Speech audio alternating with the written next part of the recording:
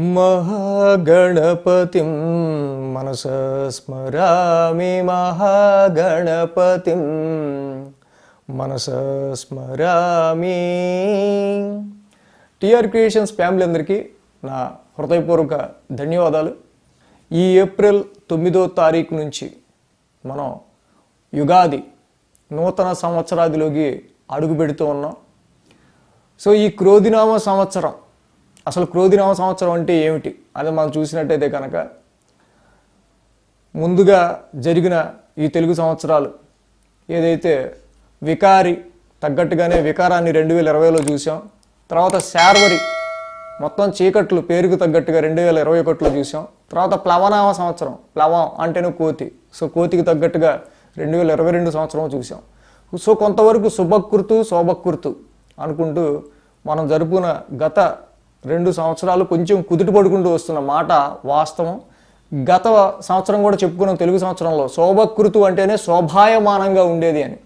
So అలాగే శ్రీరాముల వారి అయోధ్యలో ఆయన పుట్టిన జనం, ఆయన ఏదైతే శ్రీరాముల వారు పుట్టారో మళ్ళీ ఆయన ప్రాణప్రతిష్ఠ జరగటం మనం క్రిత శోభకృతు నా సంవత్సరంలో శోభాయమానంగా ఉంటుంది అని మనం చెప్పుకున్నాం. సో అలాగే జరిగింది. సో అలాగే ఆలయాలు అన్నిటికీ కూడా చాలా మంచి రోజులు వస్తాయి అని చెప్పుకున్నాం. అలాగే శోభకృతు నా సంవత్సరంలో వచ్చాయి. సో ఇప్పుడు క్రోధినామ సంవత్సరం. సో క్రోధము అంటేనే ఆవేశము, కోపము. సో ఇలాంటివి దానికి నిర్వచనాలుగా ఉన్నాయి. సో అంటేనే అర్థమైంది క్రోధినామ సంవత్సరం అంటే కొంత కోపావేశాలతో కూడుకున్న సంవత్సరంగా మనం చెప్పచ్చు. అసలు ఈ సంవత్సరాలు ఏమిటి, వీటికి ఈ పేర్లు ఎలా వచ్చాయి ఏంటి అనేది మనం చిన్న కథ, మనం పురాణ ఇతిహాసాన్ని తప్పకుండా తెలుసుకోవాలి. సో నారదమునికి నా అంత విష్ణు భక్తుడు ఎక్కడ ఈ లోకంలోనే లేరు అని గర్వంగా ఉండేవారట. సో అప్పుడు శ్రీమన్నారాయణుడు, అంత పెద్ద విష్ణు భక్తుడువా నువ్వు, సరే నీ భక్తిని నేను కూడా పరీక్షిస్తానని చెప్పి నారదముని నదిలో నీరు తాగుతున్న సమయంలో చిన్న ఆయన మాయ చేయగా నారదముని ఆ నీరు త్రాగి ఆయన ఆడవారిగా మహిళగా మారిపోతారు. సో అక్కడ ఆ నారదముని తర్వాత ఒక ఋషిని వివాహమాడి 60 మందిని సంతానానికి అంటారు. ఆ 60 మంది సంతానమే ప్రభవ, విభవ, ప్రమోజ్యోత. సో ఇలాగా మనకి 60 తెలుగు సంవత్సరాల పేర్లు. సో ఆ తర్వాత అక్కడ ఆ ఊరికి నారదముని ఉన్న ఆ ఊరికి వరదలు రాగా ఆ సంతానం అంతా కూడా వరదలు కొట్టుకుపోయి పుట్టెడు దుఃఖంతో నారదముని తను కూడా ఇక తనువు చాలించాలని చెప్పి ఆ యొక్క వరదల్లోకి ఆయన కూడా వెళ్ళబోతుండగా శ్రీ మహావిష్ణువు మళ్ళీ ప్రత్యక్షమై, నారదముని నువ్వు నీ అంత విష్ణు భక్తుడు లేడు అని చెప్పి ఎంతో గర్వంతో ఉన్నావు. కానీ నీకు ఎప్పుడైతే బాధ కలిగిందో, భవసాగరం కలిగిందో, ఈతి బాధ కలిగిందో ఆ క్షణాన మాత్రం నీ భక్తిని నువ్వు విస్మరించావు. సో ఎప్పుడైతే భక్తుడు సుఖాల్లో దేవుణ్ణి కొలవటం కాదు, దుఃఖాల్లో ఉన్నప్పుడు కూడా ఆ దైవాన్ని పట్టుకుంటేనే అది నిజమైన భక్తి అని సారాంశంగా చెప్పి ఆ శ్రీమన్నారాయణుడు మళ్ళీ ఆ నారదమునికి మళ్ళీ ఆ మహిళ రూపం నుంచి నారదమునిగా ఆయన్ని మళ్ళీ నిష్క్రమింపజేసి ఆయన అవతారాన్ని. సో ఆ నారదుడు తర్వాత మరి ఈ కలిగిన సంతానానికి సంబంధించి మరి దీనికి ఏమిటి సార్థకత అని అడగగా, నీ సంతానం ఏదైతే ఉందో 60 మంది తప్పకుండా తెలుగు సంవత్సరాలుగా కాలగమనంతో పాటు ఈ చక్రంతో పాటుగా వాళ్ళ యొక్క పేర్లు సార్థకంగా ప్రతి సంవత్సరానికి ఒక పేరు చెప్పుకుంటూ కాలక్రమంలో వాళ్ళు కూడా కీర్తింపబడతారని చెప్పి ఆ శ్రీమన్నారాయణుడు నారదుడికి వరం ఇస్తారు. సో ఇది మొత్తంగా అసలు మనకి ఎలా వచ్చినాయి ఈ యొక్క తెలుగు సంవత్సరాల పేర్లు. సో ఇక మనం క్రోధినామ సంవత్సరంలో రాశి ఫలాలు ఎలా ఉన్నాయనేది చూసుకుందాం.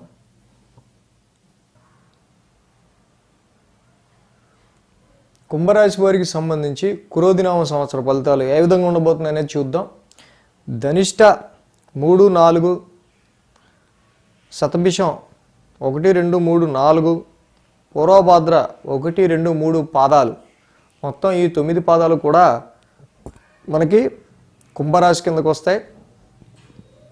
అదేవిధంగా ధనిష్ట 3, 4 పాదాల్లో గు, గే, గో, అలాగే సా, సి, సే, సో, దా, ది. సో ఇవన్నీ కూడా ఈ మీ పేరులో మొదటి అక్షరంగా కలిగి ఉన్నట్టయితే కనుక ఈ అక్షరాలు కుంభరాశి కింద మీరు కూడా ఫలితాలు చూసుకోవచ్చు. అదేవిధంగా ఈ రాశి వారికి మనం చూస్తే ఆదాయం 14, వ్యయం 14. కుంభరాశి వారికి ఎంతైతే ఆదాయం ఉందో అంతగా దానికి తగ్గట్టు కూడా ఖర్చులు ఉన్నాయి. సో ఆ ఖర్చు ఎక్కడ అవుతుంది, ఏంటి, దేనికి సంబంధించి అనేది కూడా చూద్దాం. ఆదాయం ఎక్కడ, ఖర్చు ఎక్కడ అనేది. రాజపూజ్యం 6, అవమానం 1. ఇది చాలా శ్రవణానందకరమైన విషయంగా మనం తెలుసుకోదగింది. ముఖ్యంగా ఏంటంటే మనకి సన్మానాలు, సత్కారాలు, పేరు, గుర్తింపు తీసుకొచ్చే వెసులుబాటు ఎక్కువ ఉంది. మనల్ని కించపరిచేవాళ్ళు, వేలెత్తి చూపేవాళ్ళు, మనల్ని డిస్టర్బ్ చేసేవాళ్ళు తక్కువే ఉన్నారు. కాబట్టి ఈ విషయంలో కుంభరాశి వారికి చాలా వరకు కూడా చక్కగా మంచి వార్తగా మనం చెప్పుకోవచ్చు. ఇక్కడ గురువు, శని, రాహు, కేతువులు ప్రథమార్థం, ద్వితీయార్థాలు ఏమీ లేవు. 4 గ్రహాలు కూడా ఒకటే స్థానంలో సంచరిస్తుండటం వల్ల ఉత్తరార్థం, పూర్వార్థం ఇంకేం లేవు, ప్రథమ భాగం, రెండో భాగం ఏం లేవు. మొత్తం ఒకటే రాశిలో అన్ని గ్రహాలు కూడా ఉంటున్నాయి కాబట్టి ఒకటే ఫలితాన్ని ఇవ్వబోతున్నాయి. మే 1 నుంచి కూడా సంవత్సరాంతం వరకు చతుర్థ స్థానంలో గురు భగవానుడు వీరికి సంచరిస్తున్నారు లోహమూర్తిగా. శనీశ్వరుడు కూడా సంవత్సరం అంతా కూడా జన్మరాశిలోనే ఉండబోతున్నారు వీరికి తామ్రమూర్తిగా. రాహుకేతువులు కూడా సంవత్సరం మొత్తం కూడా ద్వితీయ, అష్టమ స్థానాల్లో సంచరిస్తున్నారు. రాహుకేతువులు ఇక్కడ వీళ్ళకి ముఖ్యంగా చూస్తే కనుక లోహమూర్తులుగా. సో చతుర్థ స్థానంలో గురువు గారు ముఖ్యంగా వీరికి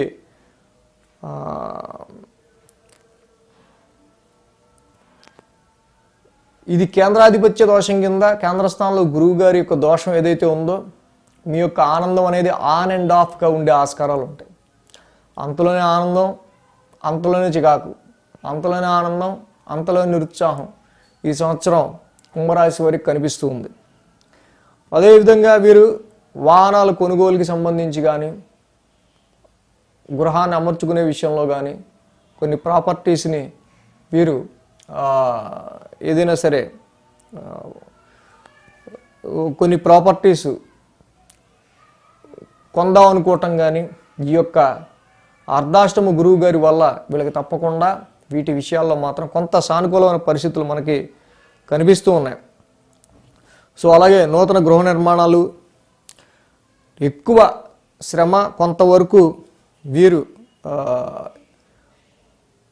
ఆశావాదాన్ని నమ్ముకొని ఉండటం వల్ల ధన సంపాదన పెంచుకోగలుగుతారు, ఆర్థికంగా స్థిరత్వాన్ని పొందగలుగుతారు. సో ఇక్కడ ఉద్యోగపరమైన విషయాల్లో చూస్తే అర్ధాష్టమంలో ఉన్న గురుడు డైరెక్ట్ మరి దశమ స్థానాన్ని చూస్తారు కాబట్టి ఉద్యోగ స్థానాన్ని.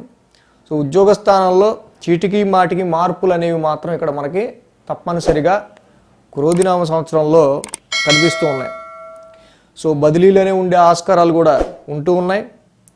సో కొంత గృహ సౌఖ్యానికి దూరంగా కూడా కొంత బతికే ఆస్కారాలు వీరికి కనిపిస్తూ ఉంది.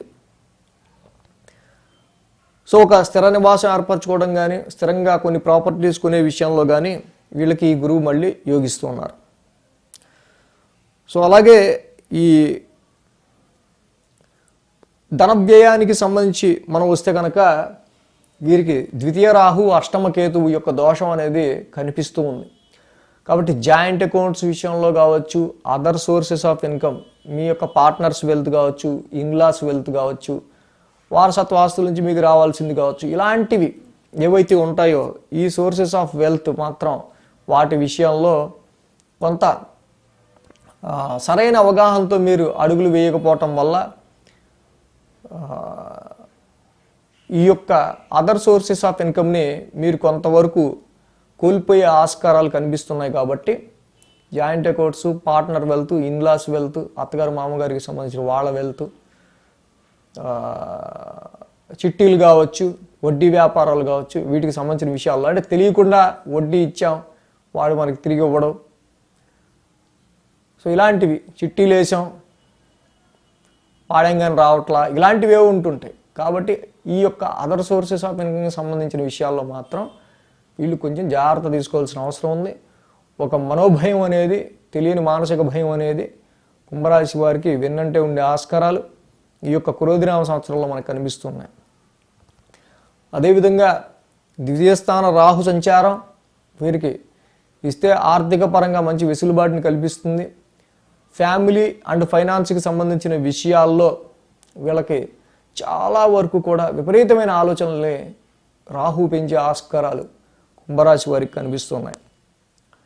అదేవిధంగా ఈ రాశికి శరీర పీడ, ముఖ్యంగా ఏదైతే శని యొక్క సంచారం రాశిలోనే నడుస్తుందో, పైగా ఆయన స్వక్షేత్రం కుంభరాశి, ఆయన యొక్క స్వరాశి ఓన్ హౌస్ అవటం వల్ల చాలా వరకు కూడా వీళ్ళు కొన్ని యోగాభ్యాసాలు, న్యాచురల్ ట్రిక్స్, అదేవిధంగా మనసుని ఆధీనంలో ఉంచుకుంటూ కొంత మానసిక ఒత్తిడిని అధిగమించడానికి మెడిటేషన్లు, ఇలాంటివి వీళ్ళు చేయటం వల్ల ఈ సంవత్సరం చాలా వరకు కూడా మానసిక అస్థిమితానికి గురి చేసి కొన్ని ఆరోగ్య సమస్యల నుంచి మీరు బయటపడగలుగుతారు. అదేవిధంగా కుంభరాశి వారు ఈ సంవత్సరానికి సంబంధించి 60 ఏళ్ల పైబడిన వాళ్ళు ఎవరైతే ఉంటారో వాళ్ళ జీవిత భాగస్వామ్యం మీద కొంచెం ఆలోచనలు అనేవి ఎక్కువ ఆస్కారాలు ఉంటాయి. వ్యాపారం, కాంట్రాక్ట్స్కి సంబంధించిన విషయాల్లో కూడా మొండి పట్టుదల లేకుండా సానుకూలంగా నడుచుకున్నట్టయితే కుంభరాశి వారికి సంబంధించి వీటి విషయాల్లో కూడా అనుకూలమైన ఫలితాలు లభిస్తాయి. అదేవిధంగా ఈ రాశికి ముఖ్యంగా మనం చూస్తే కనుక ప్రస్తుతం గురుబలము, అలాగే అష్టమ కేతు సంచారం రెండు కూడా మ్యాచెస్, వివాహ శుభకార్యాలకు సంబంధించిన విషయాల్లో మంచి బలమైన, మీకు నచ్చిన, మీకు చక్కగా ఫేవరబుల్ మ్యాచ్ని వెతుక్కోవడానికి చాలా వరకు మీరు ఎక్కువ ఫోకస్ పెట్టాల్సిన అవసరం కనిపిస్తూ ఉంది. ఇక ఏదైతే ధనిష్ట నక్షత్రం, ఇక్కడ మనం చూసినట్టయితే కనుక కుజ, రాహు, గురుల యొక్క నక్షత్రాలైన ఈ ధనిష్ట, పూర్వభాద్ర, ఈ శతభిషం, పూర్వభాద్ర, కుజరాహు, గురుల యొక్క నక్షత్రాలైన ఈ నక్షత్రాల వాళ్ళకి ముఖ్యంగా మనం చూస్తే కనుక మరి కుజుడు 13 జూలై 2024 నుంచి 26 ఆగస్టు 2024 వరకు కూడా అర్ధాష్టమంలో ఉంటారు. కాబట్టి సో ఈ సమయంలో మాత్రం ఈ అర్ధాష్టమ కుజదోషం ఉండటం వల్ల ఈ సమయంలో ధనిష్ట నక్షత్రం వారు వాహనాలు నడిపే విషయంలో కానీ, ఇతరత్ర ఆవేశపూరిత నిర్ణయాలు తీసుకునే విషయంలో కానీ ఈ సమయంలో కొంత జాగ్రత్తగా అడుగు వేయాల్సిన అవసరం, జాగ్రత్తలు తీసుకోవాల్సిన అవసరం కనిపిస్తుంది. అలాగే రాహు నక్షత్రమైన శతభిష నక్షత్రం వారికి మనం చూసినట్టయితే కనుక ఆర్థికపరమైన విషయాల్లోనూ, కుటుంబపరమైన విషయాలను మీరు తీసుకునే డెసిషన్స్ ఏవైతే ఉన్నాయో అవి ఫికిల్ మైండెడ్గా కాకుండా కొంత ధనపరమైన విషయాల్లో అయితే చాలా వరకు కూడా చేసే డబ్బులు మనం వస్తున్నాయా, పోతున్నాయా, ఎలా ఖర్చు పెడుతున్నాం, ఆ ఖర్చుకి తగ్గ సార్థకత ఉందా అనేది చూసుకుంటూ ముందుకు వెళ్ళాల్సిన అవసరం వీరికి శతభిష నక్షత్రం వారికి కనిపిస్తుంది. ఇక పూర్వభద్ర నక్షత్రం వారికి చూస్తే కనుక మనం చెప్పుకున్నట్టు నూతన గృహానికి సంబంధించి, నూతన వాహనాలకి సంబంధించి, ప్రాపర్టీస్కి సంబంధించిన విషయాల్లో వీరికి అనుకూల ఫలితాలు మనకి కనిపిస్తున్నాయి. ధనిష్ట నక్షత్రం వారికి ఉద్యోగంలో ఉన్నతి, అలాగే శతభిష నక్షత్రం వారికి విద్యా ఉద్యోగ విషయాల్లో కూడా ముందంజ, పూర్వభాద్ర వారికి చేసే పనిలో ఏకాగ్రత వల్ల వీళ్ళకి పని తప్పకుండా ఏకాగ్రతతో చేసినట్టయితే ఏలినాటి శని నడుస్తున్నా కూడా వీరు మంచి ఫలితాలు సాధించగలుగుతారు ఉద్యోగంలో. సో ఈ విధంగా కుంభరాశి వారికి సంబంధించి ఈ యొక్క క్రోధినామ సంవత్సర ఫలితాలు ఉన్నాయి. సో మరొకసారి మన ఫ్యామిలీ అందరికీ కూడా క్రోధినామ సంవత్సర శుభాకాంక్షలు. ఈ వీడియో కనుక మీకు నచ్చినట్లయితే లైక్ చేయండి, షేర్ చేయండి. మరిన్ని అప్డేట్స్ కోసం సబ్స్క్రైబ్ చేయడం మాత్రం మర్చిపోకండి.